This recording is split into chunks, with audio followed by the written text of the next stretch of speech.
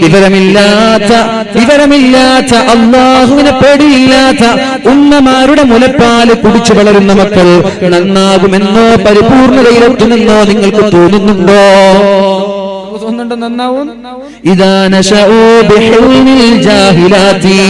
അല്ലാഹുവിനെ കുറിച്ചും ദീനിനെ കുറിച്ചും പഠിക്കാത്ത ഉമ്മമാര് അവരുടെ മടിത്തട്ടിൽ വളരുന്ന മക്കൾ നന്നാവുമെന്ന പ്രതീക്ഷ വേണ്ട. അവര് നന്നാവൂല. അവരെ നന്നാവുക എന്ന് പറഞ്ഞാൽ അത്ഭുതം സൃഷ്ടിക്കേണ്ടി വരും. അതുകൊണ്ട് ഉമ്മമാരെ, നാളെ ആഖിറത്തിൽ അല്ലാഹുവിന്റെ സ്വർഗീയ ലോകത്ത് മാതാപിതാക്കൾ പ്രവേശിപ്പിച്ചു കഴിഞ്ഞു. സ്വർഗത്തിലേക്ക് പോവേണ്ട മാതാപിതാക്കൾ. എന്നാൽ ഇവിടെ തോന്നിവാസം ചെയ്ത് ജീവിച്ച മക്കള് നരകത്തിലേക്ക് പോകുമ്പോഴാണ് അല്ലാഹുവിനോട് പറയുന്നത്, അല്ലാഹുവേ, എവിടെയാണ് എന്റെ ഉപ്പ, എവിടെയാണ് എന്റെ ഉമ്മ? സ്വർഗത്തിലാണ്. അവര് സ്വർഗത്തിലോ? ഞാൻ വഴിപിഴക്കാൻ കാരണക്കാരായ, ഞാൻ മോശമാവാൻ കാരണക്കാരായ എന്റെ ഉമ്മയെയും എന്റെ ഉപ്പയെയും കാണിച്ചതാ. ലാ അദ്ഖുലുൽ ജന്ന ഹത്താ യദ്ഖുല അബീ മിൻ ഖബ്ലി. എന്റെ ഉപ്പ നരകത്തിൽ കിടക്കാതെ, എന്റെ ഉമ്മ എന്നെക്കാളും മുന്നിൽ നരകത്തിൽ കിടക്കാതെ ഞാൻ നരകത്തിലേക്ക് പോകൂല എന്ന് ഇവിടെ തെറ്റ് ചെയ്ത മക്കൾ നാളെ വാശി പിടിക്കുമെന്ന് പരിശുദ്ധ റസൂലുള്ളാഹ്. കേട്ടോ ഉമ്മമാരെ, കേൾക്കണം ഈ വിഷയം. നിങ്ങളിവിടെ നന്മ ചെയ്ത് തഹജ്ജുദ് നിസ്കരിച്ച് തസ്ബീഹ് ചൊല്ലി ഖുർആൻ ഓതി ജീവിച്ച നിങ്ങള്, നാളെ സ്വർഗത്തിലേക്ക് പോവേണ്ട നിങ്ങള് ഇവിടെ കളിയും ആഭാസങ്ങളും കോപ്രാട്ടിത്തരങ്ങളും കാണിച്ചു നടന്ന മക്കള്, അവര് നാളെ നരകത്തിലേക്ക് പോകുമ്പോ അല്ലാഹുവിനോട് ചോദിക്കുന്ന ചോദ്യം, അല്ലാഹുവേ, എവിടെയാണ് എന്റെ ഉപ്പ, എവിടെയാണ് എന്റെ ഉമ്മ? അവര് സ്വർഗത്തിലാണ്. ലാ അദ്ഖുലുൻ നാറ ഹത്താ യദ്ഖുല അബീ മിൻ ഖബ്ലി. എന്റെ ഉപ്പ എന്നെക്കാളും മുമ്പ് നരകത്തിൽ കിടക്കാതെ, എന്നെ വഴിപിഴപ്പിച്ച എന്റെ ഉമ്മ നരകത്തിൽ കിടക്കാതെ ഞാൻ നരകത്തിലേക്ക് കിടക്കൂല എന്ന് മക്കളെ പറയുമെന്ന് പരിശുദ്ധ റസൂലുള്ളാഹ്. സ്വർഗത്തിലേക്ക് പോവേണ്ട ഉപ്പമാരെ കൊണ്ടുവന്നിട്ട് മക്കളെ പഠിപ്പിക്കേണ്ടതുപോലെ പഠിപ്പിച്ചിട്ടുണ്ടോ? സംസ്കാരം പഠിപ്പിച്ചിട്ടുണ്ടോ? അവർക്ക് നന്മ പറഞ്ഞു കൊടുത്തിട്ടുണ്ടോ? അല്ലാഹുവിന്റെ ദീൻ പറഞ്ഞു കൊടുത്തിട്ടുണ്ടോ എന്ന് അല്ലാഹു നോക്കിയ ശേഷം പിഴവ് വന്നിട്ടുണ്ടെങ്കിൽ, പോരായ്മ വന്നിട്ടുണ്ടെങ്കിൽ അല്ലാഹു നരകത്തിലേക്ക് വലിച്ചെറിയുമെന്ന് പരിശുദ്ധ റസൂൽ സല്ലല്ലാഹു അലൈഹി വസല്ലം. വളരെ ഗൗരവമുള്ള വിഷയമാണിത്.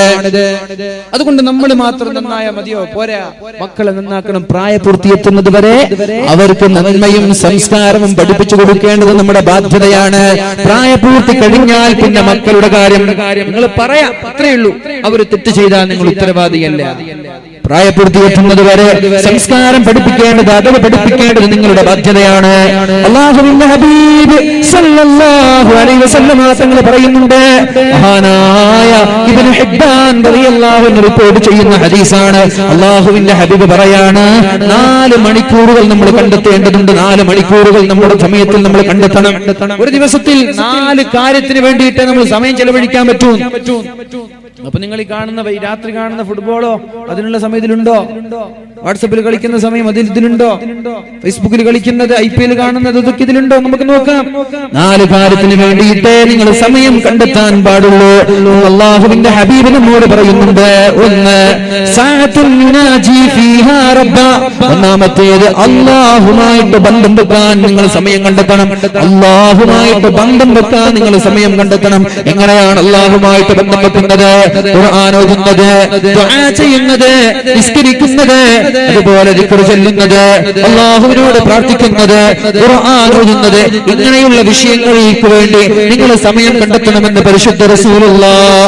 സഅത്തുൻ യുനാജി ഫീഹാ റബ്ബഹു. അല്ലാഹുമായിട്ട് ഒരു അഭിമുഖം നടത്താനുള്ള സമയം കണ്ടെത്തണം. വസഅത്തുൻ യുഹാസിബു ഫീഹാ നഫ്സഹു. സ്വന്തം ശരീരത്തെ വിചാരണ നടത്താൻ ഒരു സമയം കണ്ടെത്തണം. സ്വന്തം ശരീരത്തെ വിചാരണ നടത്താൻ ഒരു സമയം കണ്ടെത്തണം. ഞാൻ തെറ്റ് ചെയ്തിട്ടുണ്ടോ? എന്റെ ഭാഗത്ത് തെറ്റ് വന്നിട്ടുണ്ടോ? എന്തൊക്കെയാണ് രാവിലെ മുതൽ വൈകുന്നേരം വരെ ഞാൻ കാട്ടിക്കൂട്ടിയത്? നന്മയാണോ കൂടുതൽ, തിന്മയാണോ കൂടുതൽ? ഇതിനു വേണ്ടിയിട്ടും നമ്മൾ സമയം കണ്ടെത്തണം.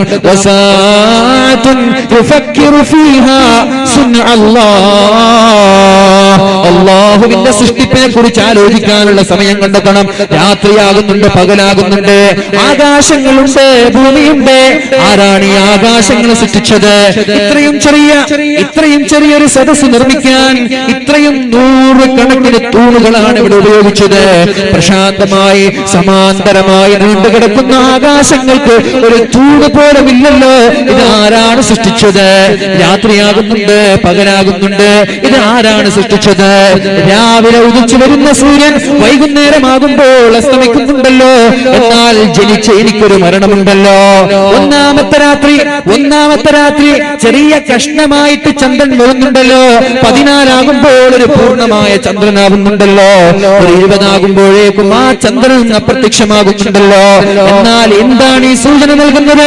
ചെറിയ കുട്ടിയായി വളർന്ന് ഞാനും ഒരു വയസ്സനായി മരിക്കാൻ പോവുകയാണ്. ഇങ്ങനെ അല്ലാഹുവിന്റെ സൃഷ്ടിപ്പിനെ കുറിച്ച് ആലോചിക്കാൻ സമയം കണ്ടെത്തണമെന്ന് പരിശുദ്ധ റസൂലുള്ളാഹ്.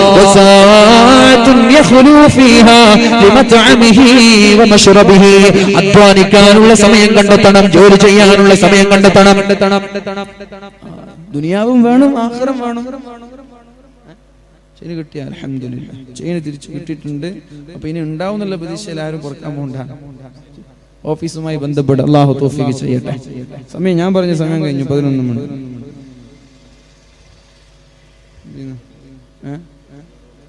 പെണ്ണുങ്ങളൊക്കെ അഭിപ്രായം ഇല്ലേ? നേരത്തെ തുടങ്ങുന്ന അഭിപ്രായം കണ്ടുവരുന്നില്ല. ഒരു അരമണിക്കൂർ ഞാൻ പറയണം. നിങ്ങൾ ഇരിക്കുവോ? ഇത്രയും തന്നെ വലിയ ഭാഗ്യം.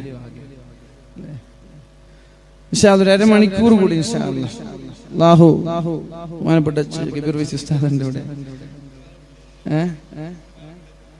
അതെ, എനിക്ക് നാളെ ഖുതുബ ഉണ്ട് രാവിലെ. ചെറുവത്തൂരാന്ന് നാട്ടിൽ പോയിട്ട് രാവിലെ ഖുതുബക്കൊക്കെ വരാനുള്ളതാണ്. പക്ഷെ ഒരു അരമണിക്കൂർ ഞാൻ പറയാം. ഞാൻ വിഷയം ഒന്നും പൂർത്തിയായിട്ടില്ല, തുടങ്ങിയ വിഷയത്തിലേക്ക് എത്തിയിട്ടില്ല. അതൊക്കെയാണ് പ്രശ്നങ്ങൾ. തുടങ്ങിയ പക്ഷെ അതൊരു അരമണിക്കൂർ കൂടി ഞാൻ വേഗം പറയാം. സ്പീഡ് പോകുന്നത് അതുകൊണ്ടാണ് ഞാൻ ആമുഖം പറയാത്തത്. ഒക്കെ ചുരുക്കിയിട്ട് അതൊക്കെ പറയുന്നതിന് ഈ സമയം മാക്സിമം വാലിന് തന്നെ ഉപയോഗിക്കാന്ന് വിചാരിച്ചിട്ടാണ്. അതുകൊണ്ട് ഏതായാലും അരമണിക്കൂർ കൂടി. അപ്പൊ എന്റെ ഉമ്മമാരോട് എനിക്ക് 4 കാര്യത്തിന് സമയം കണ്ടെത്തണം എന്നാണ്. 4 കാര്യത്തിലൊന്ന് അള്ളാഹുമായിട്ടുള്ള അഭിമുഖം. അതൊക്കെ ഈ ഖുർആൻ ഓതുന്നതും ദിക്ർ ചൊല്ലുന്നതൊക്കെ അതിൽപ്പെടുകയാണ്. രണ്ടാമത്തെ കാര്യം, നിന്റെ ശരീരത്തെ ഒന്ന് വിചാരണ നടത്താൻ. രാത്തുറങ്ങുമ്പോൾ ഒരു വിചാരണ. 3 അള്ളാഹുവിന്റെ സൃഷ്ടിപ്പിനെ കുറിച്ച് ആലോചിക്കാൻ. 4 ഭക്ഷണത്തിനും പാചകത്തിനും ഭക്ഷണം കണ്ടുപിടിക്കാനും സമ്പാദിക്കാനും എല്ലാറ്റിനും സമയം. ഇതിന് 4 സമയം നിങ്ങൾ കണ്ടെത്തരുത്.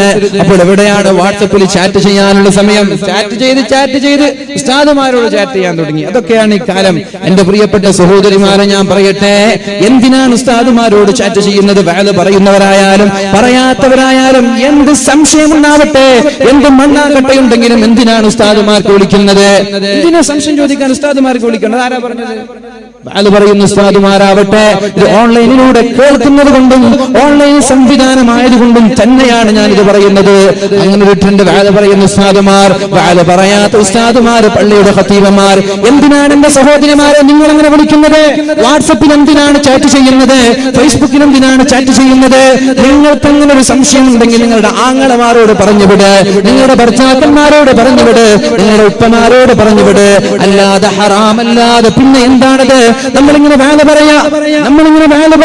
പിന്നെ നീ ചാറ്റ് ചെയ്യരുത്, ചെറുപ്പക്കാരാ, അവിഹിത ബന്ധം വെക്കരുത്. എന്നിട്ട് നമ്മൾ തന്നെ സംസാരിക്കാൻ നിന്നാലോ? അതുകൊണ്ട് എന്റെ സഹോദരിമാരോട് വളരെ കർശനമായി ഞാൻ പറയാണ്, അള്ളാഹുവിന്റെ ശാപമുണ്ടാകുന്ന, അള്ളാഹു ശിക്ഷ തരുന്ന വിഷയങ്ങളാണിത്. ഉസ്താദുമാരോട് സംസാരിക്കൽ അനുവദനീയമല്ല. ആരാണ് പറഞ്ഞത്? ഫേസ്ബുക്കിലുള്ള മെസ്സഞ്ചറിലൂടെ, വാട്സപ്പിലുള്ള ചാറ്റിംഗ്, ഒരു ചാറ്റിംഗും ഒരു സലാം പറയലും അനുവദനീയമല്ല. നിങ്ങൾ സംശയം ചോദിക്കാനും വിളിക്കും വേണ്ട, ഒരാളുമായി ബന്ധം വെക്കരുത്. എന്റെ പ്രിയപ്പെട്ട സഹോദരിമാരെ, നിങ്ങൾക്ക് സംശയമുണ്ടെങ്കിൽ നിങ്ങളുടെ നിങ്ങളുടെ ഉപ്പയോട്, നിങ്ങളുടെ ഭർത്താവിനോട്, നിങ്ങളുടെ ആങ്ങളമാരോട്, നിങ്ങളുടെ മക്കളോട് നിങ്ങൾ സംശയം ചോദിച്ച് എഴുതിവിടുക. അതിനുള്ള മറുപടി ഉസ്താദ് മക്കളോട് നൽകും. അല്ലാതെ ഫോൺ മുഖേനയുള്ള ബന്ധം അത് നാശങ്ങൾക്കാണ് ഇവിടെ കാരണമാവുന്നത്. അപകടങ്ങളാണ് വരുത്തി വെക്കുന്നത്. അത് അപകടങ്ങളെ ഇവിടെ വരുത്തി വെച്ചിട്ടുള്ളൂ. പുതിയ ട്രെൻഡാണ് അതൊക്കെ. പുതിയ ട്രെൻഡാണ്, ഒരു ട്രെൻഡ്. എന്ത് ട്രെൻഡ് ഇത്? ആഭാസങ്ങളുടെ ട്രെൻഡോ? എന്ത് ട്രെൻഡ് ഇത്? ആരാ ഈ ട്രെൻഡൊക്കെ പഠിപ്പിച്ചത്?